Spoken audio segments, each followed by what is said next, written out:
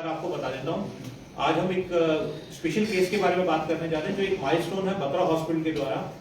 एक प्रोसीजर होता है जिसे हम तावी या टावर कहते हैं, transcatheter aortic valve replacement और इम्प्लांटेशन, दोनों एक ही है।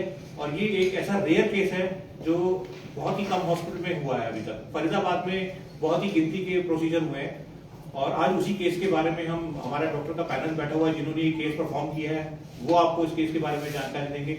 हमारे साथ हमारे पेशेंट भी हैं, उनके अटेंडेंट भी हैं, वो भी आपको इस केस के बारे में बताएंगे। एक बहुत ही रेयर प्रोसीजर है जो कि एक लाइफ सेविंग प्रोसीजर है, जो कि बहुत ही कम सेंटर में परफॉर्म हुआ है अभी तक।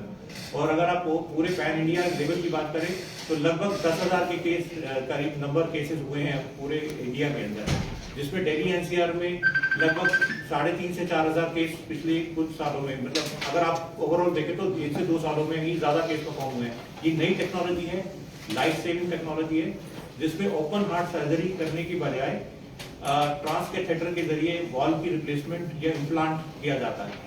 वो प्रोसीजर जो कि बहुत रेयर है और बहुत क्रिटिकल होता है, जो हमारी बत्रा हॉस्पिटल की टीम डॉक्टर पंकज बत्रा द्वारा परफॉर्म किया गया है और सक्सेसफुली हम लोगों ने उसको इम्प्लांट को प्लेस किया है और पेशेंट बहुत बेहतर महसूस कर रहा है, बिल्कुल बेस्ट कंडीशन में है, अच्छी कंडीशन में। पेशेंट का इंटरेक्शन भी आपके साथ हम थोड़ी देर में कराएंगे। बाकी जो टेक्निकली है वो डॉक्टर पंकज आपको बताएंगे। हमारे इससे पहले मैं आपको थोड़ा सा इसके बारे में बता दूं। हमारे हेड पंकज कस्तूरी जी ने बहुत अच्छे तरीके से आपको बताया। मेरे ख्याल से फरीदाबाद में 72 इयर्स ओल्ड किसी पेशेंट का और बिल्कुल अनकॉन्शियस किए हुए, बिल्कुल होश में पेशेंट का ये पहला केस होगा जो फरीदाबाद में सफलतापूर्वक डॉक्टर पंकज बत्रा जी ने किया है।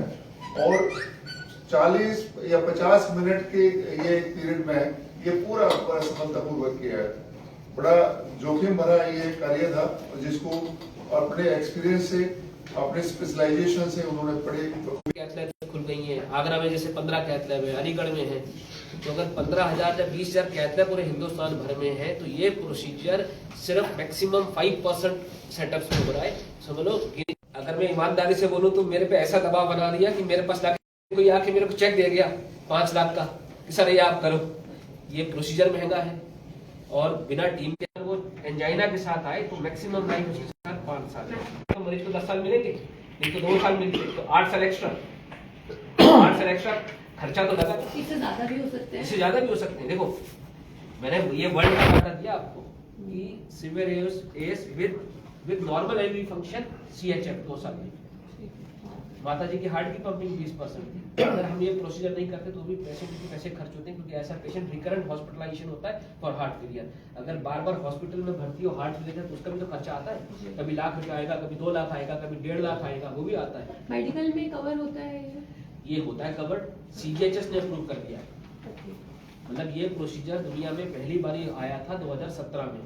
उस समय इसका प्रोसीजर की कॉस्ट होती थी 30 लाख रुपए। उस समय सिर्फ 1-2 कंपनी बाहर की बनाती थी। मैं चाहूंगा भाई आगे आ जाए, अब तो इंडियन कंपनी भी बना रही है, ये मेरिल से है, ये इंडियन कंपनी बना रही है। उस समय ये डिवाइस सिर्फ आता था तकरीबन 20-21 लाख का, पेशेंट को ये पड़ता था 25 से 30 लाख का 2017 में। अब इंडियन कंपनी मेरिल ने भी बनाया है। अब इसकी कॉस्ट मुझे नहीं पता है, बाकी हॉस्पिटल की हार्डवेयर से बड़ा कुछ ना करते करते भी इसका खर्चा आ जाता है 18-19-20 लाख। अभी भी इतना महंगा है।